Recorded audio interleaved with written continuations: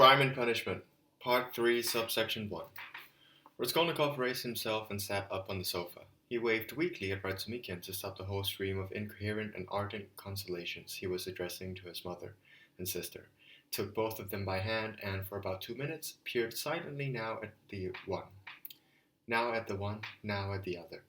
His mother was frightened by his look. A strong feeling to the point of suffering shone in his eyes, but at the same time there was in them, something fixed, even as if mad. Pulcheria Alexandrovna. This is a gin and tonic working its magic. Pulcheria Alexandrovna began to cry. Avdotya Romanovna was pale. Her hand trembled in her brother's hand. "Go home with him," he said in a broken voice, pointing at Razumikin. "Till tomorrow. Tomorrow everything. Did you arrive long ago?" "In the evening, Rodya," Pulcheria Alexandrovna answered. "The train was terribly late. But, Rodya, I won't leave you now for anything. I'll spend the night here, beside." "Don't torment me," he said, waving his hand irritably. "I'll stay with him," cried Razumikin. "I won't leave him for a moment. Devil take all the people at my place. Let them climb the walls. They've got my uncle for president." "How can I ever thank you?" Pulcheria Alexandrovna tried to begin, again pressing Razumikin's hands, but Raskolnikov interrupted her once more. I can't, he kept repeating irritably. "Don't torment me. Enough. Go away. I can't." "Come, Mama, at least leave the room for a moment," Dunya whispered, frightened. "You can see we're distressing him." "But can I really not even look at him after 3 years?" Pulcheria Alexandrovna began to cry. "Wait," he stopped them again. "You keep interrupting me, and my thoughts get confused. Have you seen Luzin?" "No, Rodya, but he already knows of our arrival. We have heard, Rodya, that Pyotr Petrovitch was so good as to visit you today," Pulcheria Alexandrovna added, somewhat timidly. "Yes, it was so good. Dunya, I told Luzin I'd kick him down the stairs today and threw him the hell out of here." "Rodya, what are you saying? Surely you don't mean—" Pulcheria Alexandrovna began fearfully, but stopped, looking at Dunya. Avdotya Romanovna peered intently at her brother and waited to hear more. They had both been forewarned of the quarrel by Nastasia, as far as she had been able to understand and convey it, and had suffered in perplexity and anticipation. "Dunya," Raskolnikov continued with effort, "I do not want this marriage, and therefore you must refuse him tomorrow, first thing, so he won't drag his face here again." "My God!" cried Pulcheria Alexandrovna. "Brother, think what you are saying." Avdotya Romanovna began, hot-temperedly, but at once restrained herself. "Perhaps you're in no condition now. You're tired," she said meekly. "Raving. No, you're marrying Luzin for my sake, and I do not accept the sacrifice, and therefore, by tomorrow, write a letter of refusal. Give it to me to read in the morning, and there's an end to it." "I cannot do that," the offended girl cried out. "What right have you?" "Dunechka, you're too hot-tempered yourself. Stop now. Tomorrow, don't you see?" The frightened mother rushed to Dunya. "Ah, we'd better go." "He's raving," the drunk Razumikin shouted. "Otherwise how would he dare? Tomorrow all his foolishness will leave him. But he really did throw him out today, just like he said. Well, and the other one got angry. He was playing the orator here, showing off his knowledge, and then he left with his tail between his legs." "So it's true," Pulcheria Alexandrovna cried out. "Until tomorrow, brother," Dunya said with compassion. "Come, Mama. Goodbye, Rodya." "Listen, sister," he repeated to her back, summoning a last effort. "I'm not raving. This marriage is a vile thing. Maybe I'm vile myself, but you mustn't. One is enough. And though I may be vile, I will not regard such a sister as a sister. It's either me or Luzin. Go, both of you." "You're out of your mind. Despot!" Razumikin roared, but Raskolnikov no longer answered, and was perhaps unable to answer. He lay back on the sofa and turned to the wall, completely exhausted. Avdotya Romanovna gave Razumikin a curious look. Her dark eyes flashed. Razumikin even jumped under her glance. Pulcheria Alexandrovna stood as if stunned. "I cannot possibly leave," she whispered to Razumikin, almost in despair. "I'll stay here, somewhere. Take Dunya home." "You'll spoil the whole thing," Razumikin also whispered, losing his temper. Let's at least go out to the stairs. Nastasia, a light. I swear to you, he continued in a half-whisper, once they were on the stairs. He almost gave us a beating earlier, the doctor and me. Do you understand? The doctor himself. And he gave in and left so as not to irritate him. And I stayed to keep watch downstairs, but he got dressed and slipped out. And he'll slip out now if you irritate him, in the dark, and do something to himself. Ah, what are you saying? Besides, it's impossible for Avdotya Romanovna to be in that place without you. Just think where you're staying, as if that scoundrel Pyotr Petrovitch couldn't have found you better. You know, I'm a bit drunk, though. That's why I'm calling names. Don't pay any, but I shall go to the landlady here, Pulcheria Alexandrovna insisted. I shall plead her to give me and Danya a corner for tonight. I cannot leave him like this. I cannot. They were standing on the stairway as they spoke. On the landing just outside the landlady's door, Nastasia held the light for them from the bottom step. Razumikin was extremely agitated. Half an hour earlier, as he was taking Raskolnikov home, though he had been unnecessarily talkative and he knew it, he had felt completely alert and almost fresh, despite the terrible quantity of wine he had drunk that evening. But now his condition even bordered on a sort of ecstasy, and at the same time it was as if all the wine he had drunk came rushing to his head again, all at once, and with twice the force. He stood with two ladies, grasping them both by the hand, persuading them and presenting his arguments with amazing frankness, and at almost every word, probably for added conviction, he painfully squeezed their hands, very tightly as in a vise, and he seemed to devour Avdotya Romanovna with his eyes, without being the least embarrassed by it. Once or twice the pain made them try to free their hands from his huge and bony grip, but he only did not notice the reason for it, but drew them to him even more tightly. Even at that moment they had ordered him to throw himself headlong down the stairs, as a service to them. He would have carried out the order at once, without argument or hesitation. Pulcheria Alexandrovna, alarmed as she was by the thought of her Rodya, though she felt that the young man was being much too eccentric and was pressing her hand too painfully, at the same time, since he was like her providence, did not wish to notice all these eccentric details. But Avdotya Romanovna, who shared her alarm, though far from fearful by nature, was amazed and almost frightened to meet the eyes of her brother's friend, flashing with wildfire, and only the boundless trust inspired by Nastasia's stories about this strange man held her back from the temptation of running away from him and dragging her mother with her. She also understood that now, perhaps, they could not run away from him.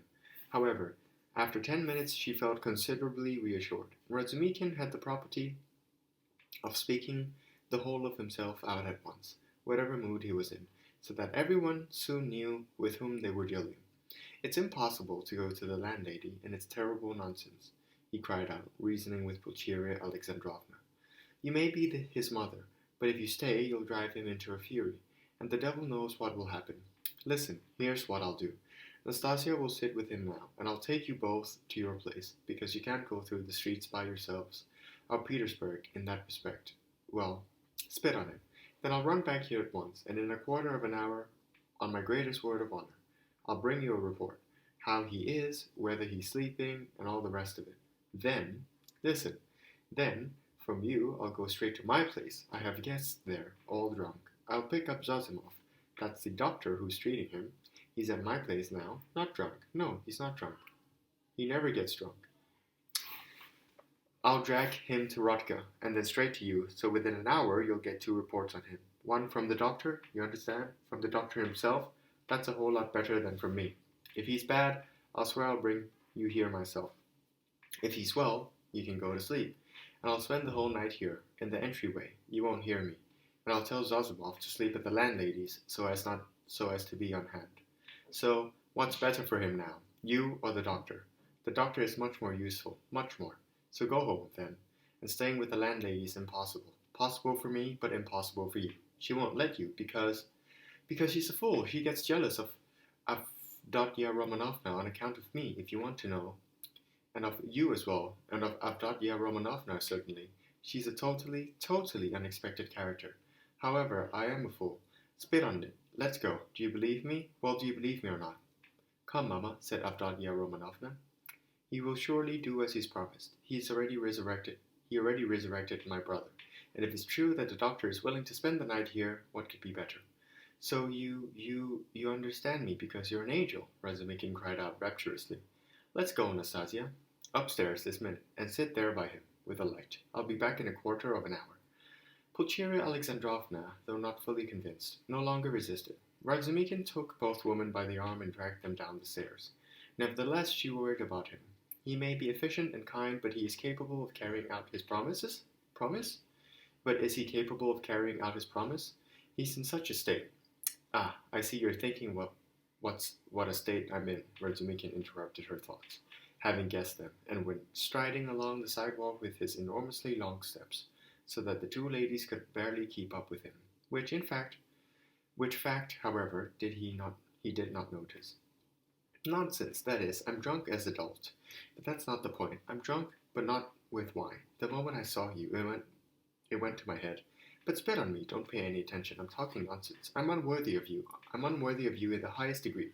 But as soon as I've taken you home, I'll come straight here to the canal and pour 2 tubs of water over my head and be ready to go. If only you knew how much I love you both. How I love you both. Don't laugh and don't be angry. Be angry with everyone else, but don't be angry with me. I'm his friend, so I'm your friend too. I want it that way. I had a presentiment. Last year, there was a certain moment, not a presentiment at all, however, because it's as if you fell from the sky, and maybe I won't even sleep all night. This Zazimov was afraid today that he might lose his mind. That's why you shouldn't be irritated.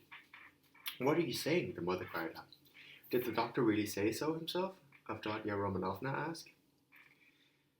Frightened? He did, but it's not that at all. He gave him some sort of medication, a powder. I saw it, and then you arrived. If only you could have come a day later. It's a good thing we left, and in an hour Zazimov himself will give you a full report. He's certainly not drunk, and I won't be drunk either. Why did I get so cockeyed? Because they dragged me into an argument. Curse them. I swore I wouldn't argue. They pour out such hogwash. I almost got into a fight. I left my uncle there as a chairman.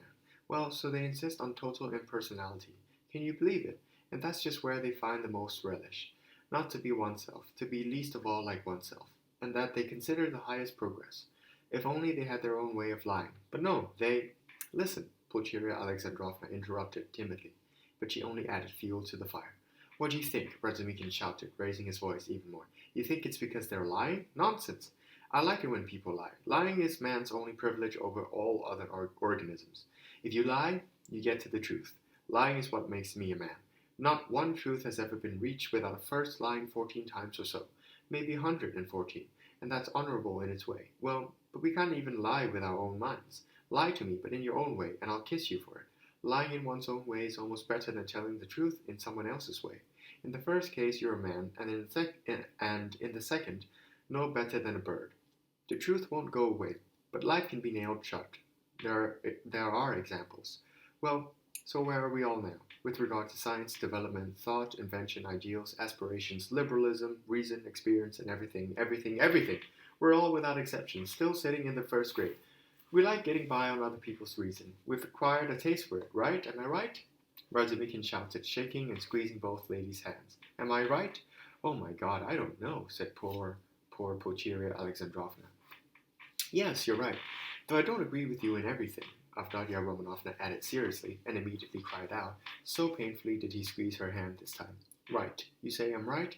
Well then you, he cried rapturously, you are a wellspring of kindness, purity, reason, and perfection. Give me your hand, give it to me. You give me yours too. I want to kiss your hands, here now on my knees. And he knelt in the middle of the sidewalk, which at that hour was fortunately deserted. Stop, I beg you, what are you doing? Pulcheria Alexandrovna cried out, extremely alarmed. Get up, Dunya was alarmed too, but laughing. Never, not until you give me your hands. There, and enough, now. I get up, and we go. I'm a miserable dolt. I'm unworthy of you, and drunk, and ashamed. I'm not worthy to love you, but to worship you is every man's duty, unless he's a perfect brute. So, I have worshipped. Here's your rooming house, and for this alone Rodion was right to throw throw your Pyotr Petrovich out today. How dared he place you in such rooms? It's a scandal. Do you know who they left in here? Who they let in here? And you're his fiancé? You are his fiancé, aren't you? Well, let me tell you in that case that your fiancé is a scoundrel. Listen, Mr. Razumikin, you are forgetting yourself. Pulcheria Alexandrovna tried to begin. Yes, you're right. I'm forgetting myself. Shame on me, Razumikin suddenly checked himself. But you cannot be angry with me for speaking this way, for I'm speaking sincerely, and not because that would be base. In short, not because I'm with you. Well, never mind, let's drop it. I won't tell you why. I don't dare. And we all realized as soon as he came in today that he was not a man of our kind. Not because he came in with his hair curled by a hairdresser, not because he was in a hurry to show off his intelligence, but because he's a stool pigeon and a speculator. But he's a Jew and a mountebank, and it shows. You think he's intelligent? No, he's a fool. So is he a match for you? Oh my God, you see, ladies? He suddenly stopped, already on the way up to their rooms. They may all be drunk at my place, but they're all honest. And though we do lie, because I lie too, in the end we'll all lie our way to the truth, because we're on a noble path, while Pyotr Petrovich is not on a noble path. And though I just roundly denounced them, I do respect them all, even Zamyotov.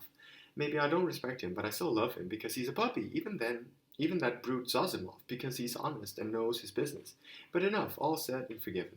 Forgiven, is it? So, let's go. I know this corridor. I was here once. Here, in number 3. There was a scandal. Well, which is yours? What number? 8? So, lock your door for the night and don't let anyone in. I'll be back in a quarter of an hour with news, and in another half an hour with Zazimov. You'll see. Goodbye. I'm running. My God, Danechka, what will come of this? Said Pulcheria Alexandrovna, turning anxiously and fearfully to her daughter. Calm yourself, Mamma, Danya answered, taking off her hat and cape. God himself has sent us this gentleman, though he may have come straight from some binge. We can only rely on him. We can rely on him, I assure you. And with all he's already done for my brother? Ah, Danechka, God knows if he'll come back. How could I bring myself to leave Rodya? And this is not at all how I imagined finding him. He was so stern, as if he weren't glad to see us. Tears came to her eyes. No, Mamma, it's not so. You didn't look closely. You kept crying. He's very upset from this great illness. That's the reason for it all. Ah, the illness. This illness. What will come of it? What will come of it? And how he spoke with you, Danya? Her mother said, peeking timidly into her daughter's eyes, in order to read the whole of her thought, and already half comforted by the fact that Dunya herself was defending Rodya and had therefore forgiven him. I'm sure he'll think better of it tomorrow, she added, trying to worm it all out of her. And I'm sure he'll say the same thing tomorrow about that. Avdotia Romanovna cut her off, and here, of course, was the snag, because this was the point which Pulcheria Alexandrovna was simply too afraid to bring up now. Dunya went over and kissed her mother. Her mother hugged her tightly and said nothing. Then she sat down, anxiously awaiting Razumikin's return, and began timidly to watch her daughter, who, also in expectation, crossed her arms and began to pace the room back and forth, thinking to herself. Such thoughtful pacing from corner to corner was a usual habit with Avdotia Romanovna, and her mother was somehow always afraid to interrupt her thinking at such times. Razumikin was, of course, ridiculous, and the sudden, drunken flaring up of his passion for Avdotia Romanovna. But one look at Avdotia Romanovna, especially now as she paced the room with her arms crossed, sad and thoughtful, and many would perhaps have excused him, quite apart from his eccentric state. Avdotia Romanovna was remarkably good-looking, tall, wonderfully trim, strong, self-confident, and showed in her every gesture, but without in the least detracting from the softness and grace of her movements. She resembled her brother in looks, and could even be called a beauty. Her hair was dark blonde, a little lighter than her brother's. Her eyes were almost black, flashing, proud, and at the same time occasionally, for moments, remarkably kind. She was pale, but not sickly pale. Her face shone with freshness and health. Her mouth was somewhat small, and her lower lip, fresh and red, protruded slightly, as did her chin. The only irregularity in this beautiful face, but which lent it a specially characteristic quality, and incidentally, a trace of arrogance. The expression of her face was serious and thoughtful rather than gay, but how becoming was her smile. How becoming her laughter, gay, young, wholehearted. It was understandable that Razumikin, ardent, sincere, simple, honest, strong as a folk hero, and drunk, who had never seen anything like that, lost his head at first sight. Moreover, as if by design, chance showed him Dunya for the first time in a beautiful moment of love and joy at seeing her brother. Then he noticed how her lower lip trembled indignantly in response to her brother's impertinent and ungratefully cruel orders, and lost all resistance. He was telling the truth, however, when he let out that drunken nonsense earlier, on the stairs, about Raskolnikov's eccentric landlady, Praskovya Pavlovna, becoming jealous on his account not only of Avdotia Romanovna, but perhaps of Pulcheria Alexandrovna as well. Although Pulcheria Alexandrovna was already 43 years old, her face still kept the remnants of its former beauty, and besides, she looked much younger than her age, as almost always happened with women who keep their clarity of spirit, the freshness of their impressions, and the honest, pure ardor of their hearts into old age. Let us say parenthetically that keeping all this is the only means of preserving one's beauty even in old age. Here, her hair was already thinning and starting to turn gray. Little radiating wrinkles had long since appeared around her eyes. Her cheeks were sunken and dry from worry and grief, and still her face was beautiful. It was a portrait of Donetchka's face, only 20 years later, and lacking the expression of the protruding lower lip. Pulcheria Alexandrovna was sentimental, though not to the point of being saccharine. She was timid and yielding, but only up to a limit. She would yield much, would agree to much, even to something that went against her convictions, but there was always a limit of honesty, principle, and ultimate conviction beyond which no circumstances could make her step. Exactly 20 minutes after Razumikin left, there came 2 soft and hurried knocks on the door. He was back. "No time to come in," he began hastily when they opened the door. "He's snoring away excellently, peacefully, and God grant he sleeps for 10 hours. Nastasia's with him. I told her not to leave before I get back. Now I'll go and drag Zozimov there. He'll give you a report, and then you, too, should turn in. I see you're impossibly worn out." And he set off again down the corridor. "What an efficient man! What an efficient and devoted man!" Pulcheria Alexandrovna exclaimed, exceedingly glad. "He seems to be a nice person," Avdotia Romanovna answered, with some warmth, again beginning to pace the room back and forth. Almost an hour later, steps were heard in the corridor, and there was another knock at the door. Both women were waiting, this time with complete faith in Razumikin's promise, and indeed he had managed to drag Zozimov along. Zozimov had agreed at once to leave the feast and go to have a look at Raskolnikov, but he came to the ladies reluctantly and with great mistrust, not trusting the drunken Razumikin. Yet his vanity was immediately set at ease, and even flattered. He realized that he was indeed being awaited like an oracle. He stayed for exactly 10 minutes and managed to convince Pulcheria Alexandrovna and set her at ease completely. He spoke with extraordinary sympathy, but with restraint and with a somehow eager seriousness, precisely like a 27-year-old doctor in an important consultation, not deviating from the subject by a single word or revealing the least desire to enter into more private and personal relations with the 2 ladies. Having noted upon entering how dazzlingly beautiful Avdotia Romanovna was, he immediately tried not to pay her any notice during the whole time of his visit, and addressed himself to Pulcheria Alexandrovna alone. All this gave him great inner satisfaction. About the patient himself, he was able to say that at the present moment he found his condition quite satisfactory.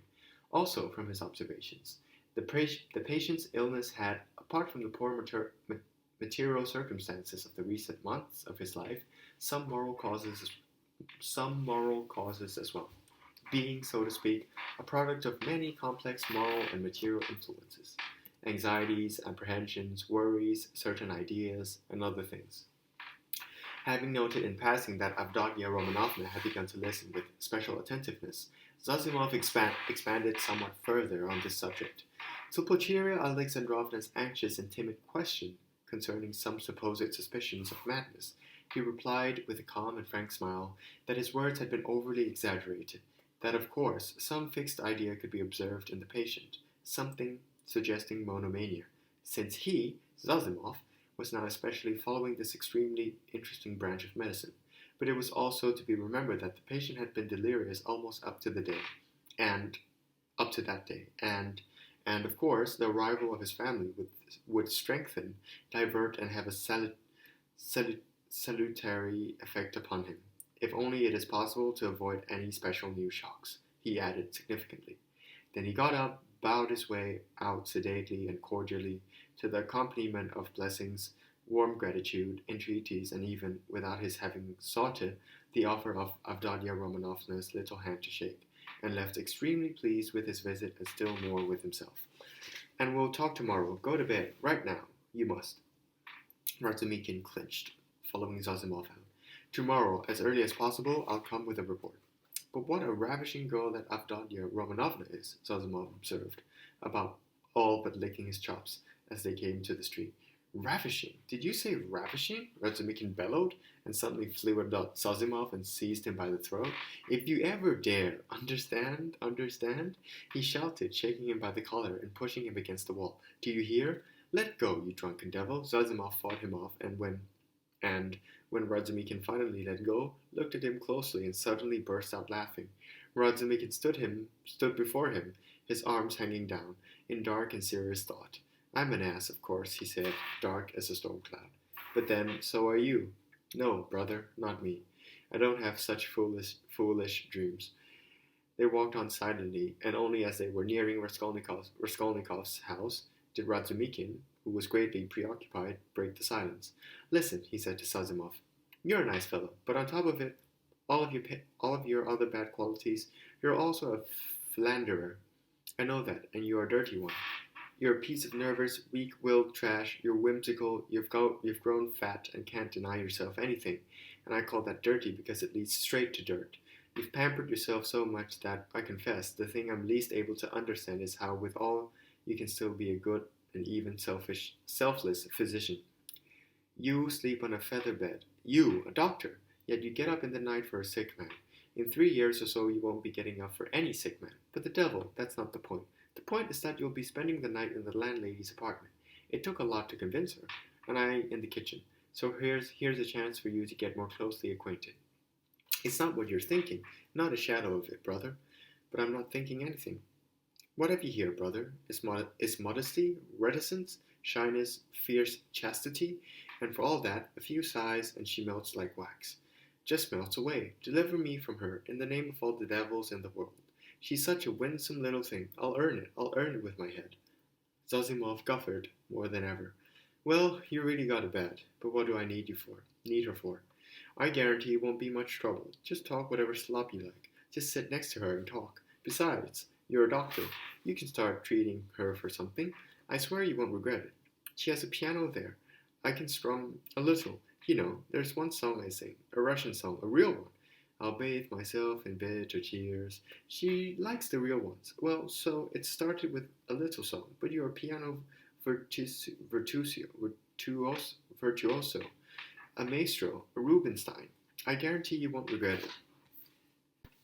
"Why, did you give her some sort of promise, a formal receipt or something? Maybe you promised to marry—" "Nothing, absolutely nothing of the sort. And she's not like that at all. Chebarov tried to just drop her then. But I can't just drop her like that." "But why can't you?" "Well, somehow I can't, that's all. There's a sucking-in principle here, brother. Then why have you been leading her on?" "But I haven't been leading her on at all. Maybe I got led on myself. In my stupidity, and for her it makes absolutely no difference whether it's you or me, as long as somebody sits next to her and sighs. Look, brother, I don't know how to phrase it for you, but look, you know a lot about mathematics, for instance, and you're still studying it. I know. So start teaching her integral calculus. By God, I'm not joking. I'm serious. It'll be decidedly all the same to her, and she'll look at you and sigh, and so on for a whole year. I, incidentally, spent a very long time, 2 days in a row, telling her about the Prussian House of Lords, because otherwise what can you talk to her about? And she just sighed and stewed. Only don't start talking about love. She's shy to the point of convulsions, but still made it look as if you can't leave her side, and that's enough. It's terribly, terribly comfortable, just like home. Read, sit, lie down, write. You can even kiss her if you do it carefully. But what do I need her for? Really, I can't seem to explain it to you. You see, the two of you suit each other perfectly. I even thought about you before. You'll end up with it anyway. Do you care whether it's sooner or later? Here, brother, there's this thin bed principle, eh? And not only a feathered bed principle. It sucks you in. It's the end of the world. An anchor, a quiet heaven, the navel of the earth, the 3-fish foundation of the world, the essence of pancakes, rich meat pies, evening samovars, soft sighs, and warm vests, heated beds on the stove. Well, just as if you died and were alive at the same time. Both benefits at once. Well, the devil brother, I've talked enough rot. It's time for bed. Listen, I sometimes wake up at night, so I'll go and look in on him. Only it's not nonsense. Everything's fine. You needn't worry especially. But if you want, you can look in once. But if you notice anything, delirium, for instance, or a fever, or whatever, wake me up immediately. It's not possible, though,